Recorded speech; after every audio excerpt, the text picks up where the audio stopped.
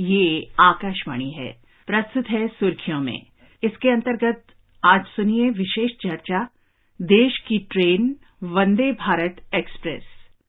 इसमें भाग ले रहे हैं भारतीय रेलवे बोर्ड के पूर्व अतिरिक्त सदस्य विजय दत्त और आकाशवाणी संवाददाता सोनू सूद।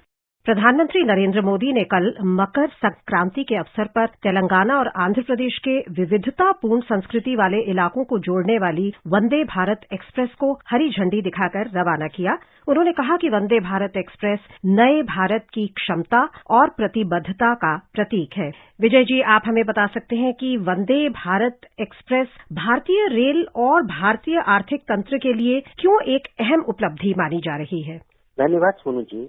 भारतीय रेल जो हमारी रिन्यूएबल एनर्जी है, जो कि हमारी वातावरण क्लाइमेट फ्रेंडली के लिए आवश्यक है, इसकी अहम कड़ी। प्रधानमंत्री ने COP 26 जो ग्लासगो में हुआ था, घोषणा की थी कि भारत को हम 2070 तक 100% कार्बन न्यूट्रल कर देंगे। उस दिशा में भारतीय रेलवे को 2030 तक कार्बन न्यूट्रल किया जाना है। आजादी के समय 1950 में 80% लोग रेलवे का उपयोग करते थे, जो आंकड़ा घट के 10% रह गया है।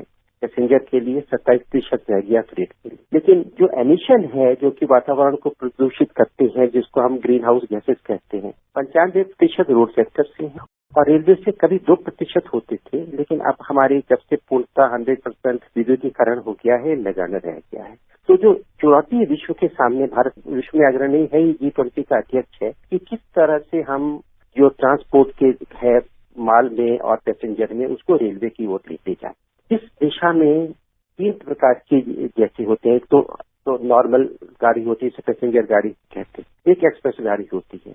एक अब high speed, semi high speed की बात करते हैं हम, जो कि 200 किलोमीटर प्रति घंटा तक जाए। एक उसके बाद हम बुलेट ट्रेन की बात करते हैं, जो 350 किलोमीटर प्रति घंटा की बात करी जाए। एक हम मैग्लेव की बात करते हैं, जो 450 किलोमीटर प्रति घंटा की बात की जाए। और एक आजकल हाइपर लूप की बात कर रही है, जो 700 किलोमीटर प्रति घंटा से भी अधिक जाती है। मुझे बात कह के हर्ष हो रहा है कि मोदी जी के नेतृत्व में भारत ने इन सभी आयामों में अभूतपूर्व प्रगति की है। वंदे भारत एक बहुत बड़ा साहसिक प्रयास है, जिसमें हमने पूरी भारत में डिजाइन की गई, भारत में परिकल्पित और भारत में निर्मित ट्रेन है, जो कि वंदे भारत एक्सप्रेस है, जिसका आपने कहा कि जो 8वां संस्करण है, वो प्रधानमंत्री जी ने सिकंदराबाद से विशाखापट्टनम के बीच में लॉन्च किया है। रेल मंत्री श्री अश्विनी वैष्णव ने कहा कि वंदे भारत एक्सप्रेस से रेल यात्रा का अनुभव सुखद, आरामदायक और आसान होगा। इसकी क्या प्रमुख विशेषताएं हैं जो रेल सफर के अनुभव को उच्च स्तरीय बनाती हैं? सोनू जी, ये ट्रेन भारत में चलने वाली अत्याधुनिक गाड़ी है। मैं इसकी विशेषताओं को 2 भागों में बांटूंगा। तकनीकी विशेषता, जिसका कि आप इंटेंजिबल अनुभव करते हैं, और एक जो दिखाई दे। जो तकनीकी विशेषता है, ये जो इलेक्ट्रिकल मल्टीपल यूनिट है, जिसको डिस्ट्रीब्यूटेड पावर सिस्टम कहते हैं, इस पर ये गाड़ी चलती है। जबकि बाकी गाड़ियां जैसे राजधानी है, उसमें लोको आगे लगा रहता है, आगे आगे और पीछे भी लगा रहता है। इसमें लाभ ये है कि आपका हर दूसरे डिब्बे में इंजन लगा है। तो इसमें यह है कि इसकी क्या दक्षता भी अच्छी है। इसमें जो ट्रैक है, उसकी वेयर भी कम होती है, क्योंकि इनकी ट्रेन का वेट कम हो जाता है। और ट्रेन का वेट कम हो जाता है तो ऊर्जा भी कम लगती है। पर एक बात है, क्योंकि हर एक दूसरे डिब्बे में इंजन है, तो जिस प्रकार का है परफॉर्मेंस, उसी हिसाब से चलती है।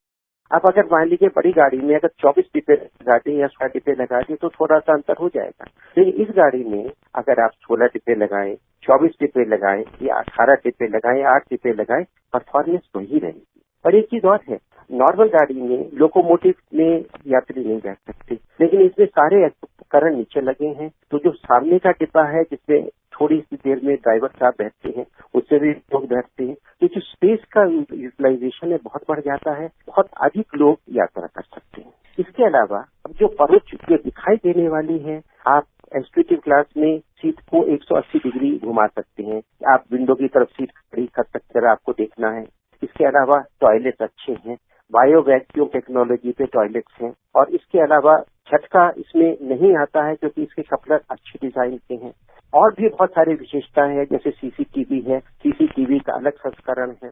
इसमें जो आपका एयर कंडीशनर है उसमें वीवीएफ टेक्नोलॉजी लगी हुई है, जिससे कि जो एयर कंडीशनिंग है वो भी स्मूथ होगी। बाकी के जो सेफ्टी फीचर्स हैं वो भी बहुत अधिक है। सो विजय जी, हम कह सकते हैं कि ट्रैवल एक्सपीरियंस के दृष्टिकोण से इन ट्रेनों की तुलना हवाई यात्रा या विश्व की ट्रेनों से की जा सकती है? जी, एक तो है कि हवाई यात्रा से तो अच्छी यही है, क्योंकि देखिए इसमें सेफ्टी बेल्ट आपको बांधनी नहीं है और आराम से जा सकते हैं, और आपको जो स्टेप्स पार करने पड़ते हैं हवाई अड्डे पर वो सब नहीं करने पड़ेंगे, तो उससे सुखद तो है ही। लेकिन एक चीज कहूंगा, जिस प्रकार से आप देखते हैं कि जापान की शिंकानसेन है, वो कहते हैं कि गिलास भरा हुआ है और पानी नहीं छलकता, वही अनुभव आप इस गाड़ी में कर सकते हैं। तो हम ये कह सकते हैं कि उस प्रकार की तकनीकी दक्षता जो विदेश में उपलब्ध है इस गाड़ी के द्वारा प्रदान की जा रही है। विजय जी, भारत में बनी इन ट्रेन्स के निर्माण में जो एडवांस टेक्नोलॉजी जो आपने अभी बताई, उसका जो इस्तेमाल किया गया है वो पूरी तरह भारत में ही विकसित है।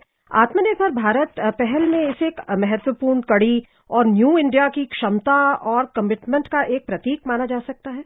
बिल्कुल बिल्कुल मैं सहमत हूँ, और एक चीज बताना चाहूंगा, इसमें जो टेक्नोलॉजी है इसको कहते हैं, जो हमारे इंजीनियरिंग स्टूडेंट्स हैं, विद्वान हैं, उनके लिए इसको वीवीवीएस टेक्नोलॉजी कहते हैं, variable voltage variable frequency technology. इसमें जो ट्रैक्शन मोटर होती है, पहले डीसी की होती थी, अब एसी की होती है, जो रिजिड होती है, और दूसरे जो इसमें डिवाइसेस लगी हुई हैं, पहले जब ये टेक्नोलॉजी आई थी तो इसमें जीपीयू बेस्ड लगी थी, जिसमें काफी कॉम्प्लिकेटेड इलेक्ट्रॉनिक्स होती थी। अब आईजीबीटी जिसको कहते हैं, आईजीबीटी बेस्ड टेक्नोलॉजी है, जिसमें वेट भी कम है, एनर्जी एफिशिएंसी भी है। तो जो लेटेस्ट आईजीबी बेस्ड ईवीवीएस टेक्नोलॉजी पे आधारित ये ट्रेन है। विजय जी, प्रधानमंत्री ने कहा कि वंदे भारत एक्सप्रेस से कनेक्टिविटी और स्पीड दोनों बेहतर होंगे और पर्यटन को बढ़ावा मिलेगा। ऐसे समय पर जब कोविड के धक्के के बाद कॉन्टैक्ट बेस्ड सर्विसेज, खासकर टूरिज्म फिर रिवाइव हो रहा है, वंदे भारत एक्सप्रेस का ये पहलू कितना महत्वपूर्ण है? ये पहलू सोनू जी दोनों तरह से महत्वपूर्ण है। देखिए, कहा जाता है कि भारत में लॉजिस्टिक्स कॉस्ट 14% है, जबकि यूएसए में करीब 7% है। तो अगर हमें कम्पिटिटिव होना है तो हमें लॉजिस्टिक्स कॉस्ट कम ही करनी पड़ेगी। और दूसरी बात यह है कि जो फ्रेंडशिप और लॉजिस्टिक्स हो एनवायरनमेंट फ्रेंडली हो। तो इसमें एक तो ये है कि टूरिज्म है, एक बिजनेस के लिए भी है। अगर आप इस ट्रेन से जाएं तो सुबह जाके शाम को वापस आ सकते हैं, तो जो आपका ट्रेवल का एक्सपेंस है वो कम होगा, वहाँ ठहरने का एक्सपेंस कम होगा, आप जल्दी जा पाएंगे और इससे आपकी प्रोडक्टिविटी बढ़ेगी। तो एक तो लॉजिस्टिक्स कॉस्ट कम होगी और एनवायरनमेंट फ्रेंडली आरामदेह गाड़ी है, टूरिस्ट अट्रैक्शन भी है, और भारतीयों के लिए बिजनेस के लिए आगे बढ़ने के लिए बहुत ही सुअवसर है। सोनू जी, एक बात और मैं कहना चाहूंगा इसके लिए। जापान देश ने कहा है कि 1963 में उन्होंने जब शिंकानसेन बुलेट ट्रेन चलाई, जो कि ओसाका से टोक्यो तक चली, तो एक ये बीज हो गई जिससे देश ने इतना विकास कर लिया। तो इसी प्रकार से ये ट्रेन जो है भारत के सर्वांगीण विकास में एक महत्वपूर्ण कड़ी सिद्ध होगी, ऐसा मेरा विश्वास है। वंदे भारत एक्सप्रेस के विभिन्न महत्वपूर्ण पहलुओं पर अपना दृष्टिकोण देने के लिए आपका बहुत बहुत धन्यवाद विजय जी। सोनू जी, बहुत बहुत धन्यवाद, और मैं श्रोताओं को मेरा बहुत बहुत प्रणाम। धन्यवाद। अभी आप सुन रहे थे विशेष चर्चा देश की ट्रेन वंदे भारत एक्सप्रेस। इसमें भाग ले रहे थे भारतीय रेलवे बोर्ड के पूर्व अतिरिक्त सदस्य विजय दत्त और आकाशवाणी संवाददाता सोनू सूद। ये कार्यक्रम आकाशवाणी के समाचार सेवा प्रभाग द्वारा प्रस्तुत किया गया। इसे आप हमारे mobile app news on AIR और YouTube channel news on AIR official पर भी सुन सकते हैं। इस कार्यक्रम के संबंध में अपनी प्रतिक्रिया आप हमें ईमेल कर सकते हैं। हमारा पता है airnsdtalks@gmail.com। इस कार्यक्रम को दोबारा से सुनने के लिए लॉग इन करें हमारी वेबसाइट newsonair.gov.in।